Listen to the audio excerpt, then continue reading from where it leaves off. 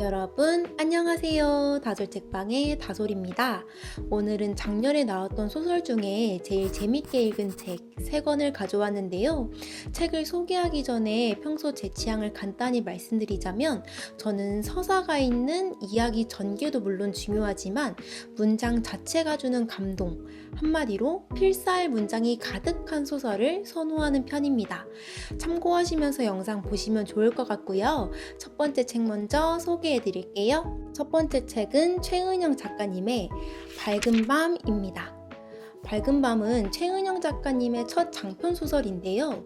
전작이었던 쇼코의 미소와 내게 무해한 사람이라는 중단 편집을 정말 재밌게 읽어서 기대를 많이 한 작품입니다.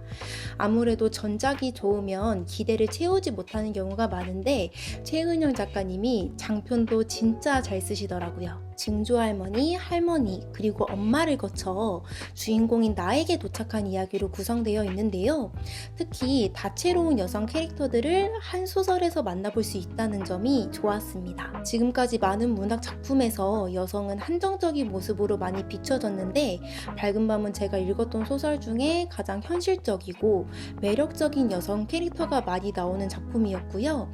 앞으로도 이런 훌륭한 작품이 지속적으로 나왔으면 좋겠습니다. 책을 읽다 보면 앞으로 이 작가의 책은 출간되면 무조건 읽어야겠다는 생각이 들 때가 있어요. 누군가는 쉽게 얻어지지 않는데요. 앞서 말씀드린 것처럼 기존에 읽었던 작품이 아무리 좋아도 신작은 나와 거리가 있을 수 있고 한 권의 책이 나오는 시간이 기본적으로 1년 이상 걸리기 때문에 보통 3년에서 5년 동안 작가와 마주해야 얻을 수 있는 순간입니다. 밝은 밤은 저에게 그런 소중한 순간을 다시 한번 안겨준 책이고요. 앞으로 최은영 작가님 책은 출간되자마자 읽을 생각입니다. 두 번째 책은 한강 작가님의 작별하지 않는다인데요. 2014년에 출간된 소년이 온다는 5.18 광주 민주화운동을 얘기하고 최근에 출간된 작별하지 않는다는 제주 4.3 사건이 주제입니다. 작가님이 1990년대 후반쯤 제주에서 서너 달 정도 지낸 적이 있었는데 그때 골목의 어느 담 앞에서 주인집 할머니가 이 담이 4.3 때 사람들이 총에 맞아 죽었던 곳이라고 말씀하신 적이 있다고 해요.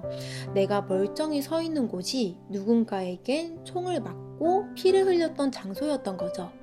그날의 기억과 마음속에 자라났던 꿈의 장면이 만나 작별하지 않는다가 됐다고 합니다. 앞서 말씀드린 꿈의 장면은 소설 초입 부분에 등장하고 제가 더보기란에 올려둔 링크를 통해 작가님 낭독을 직접 들으실 수 있는데요. 저는 이 낭독을 2019년 문학동네 북클럽 강연에서 직접 들었는데 아직도 귓가에 생생하게 느껴지는 것 같습니다. 작별하지 않는다를 읽다 보면 환상과 현실이 반복되기 때문에 책이 조금 어렵다고 느끼실 수 있어요. 그래서 몰입하면서 읽는 방법을 3가지로 추려봤습니다. 첫 번째는 제주 4.3 사건을 미리 파악하고 읽으시면 좋을 것 같고요. 두 번째는 1부에서 주인공 경아를 제주로 이끄는 존재인 새는 구해야 하는, 구하고 싶은, 그걸 위해 뭐든 걸고 싶은 어떤 것이라고 해요. 마지막 3부까지 이어지는 이 사랑을 온전히 느끼시면 좋을 것 같고요. 마지막 3번째는 한강 작가님 전작을 읽어보셨다면 흥미롭게 느낄 여러 가지 요소가 있어요. 기회가 된다면 전작도 함께 읽어보시는 걸 추천드립니다. 저는 작별하지 않는다를 읽기 전에는 제주 4.3 사건에 대해 잘 알지 못했어요. 우리가 잊지 않아야 할 역사의 아픔을 이렇게 동시대에 존재하는 작가를 통해 공유받을 수 있다는 건 정말 행운인 것 같습니다. 마지막 책은 루리 작가님의 긴긴 밤이라는 책인데요. 사실 긴긴 밤은 가져올까 말까 조금 고민을 했어요. 우선 전에 올린 독서법 영상에서 잠깐 언급하기도 했고요. 긴긴 밤까지 소개를 해드리면 오늘의 책이 의도치 않게 모두 문학동네 책이에요. 이왕이면 다양한 출판사 책을 소개해드리는 게 보시는 입장에서 더 흥미롭지 않을까 고민을 하다가 그래도 이번 주제가 작년에 출간된 소설 중에 제일 재밌게 읽은 책인데 긴긴 밤을 빼면 저 혼자 아쉬울 것 같더라고요. 그래서 고민을 하다가 이렇게 가져왔습니다. 긴긴 밤은 세상의 마지막 하나 남은 흰바위 코뿔소와 버려진 알에서 태어난 어린 펭귄의 이야기인데요. 제가 이 책을 읽고 정말 많이 울었어요. 주인공이 동물이고 사람인 우리가 겪을 수 없는 이야기로 구성되어 있는데 우리의 삶 그 자체더라고요. 직접 읽어보시면 알겠지만 우리의 삶을 단순하게 잘 표현해서 문장 하나하나가 가슴에 박히는 느낌이었습니다. 글뿐만 아니라 삽입되어 있는 일러스트도 정말 좋아서 읽는 내내 감정이 더 뜨거워지더라고요. 긴긴 밤은 나와 긴긴 밤을 함께한 소중한 사람들이 자연스럽게 생각나는 책이고요.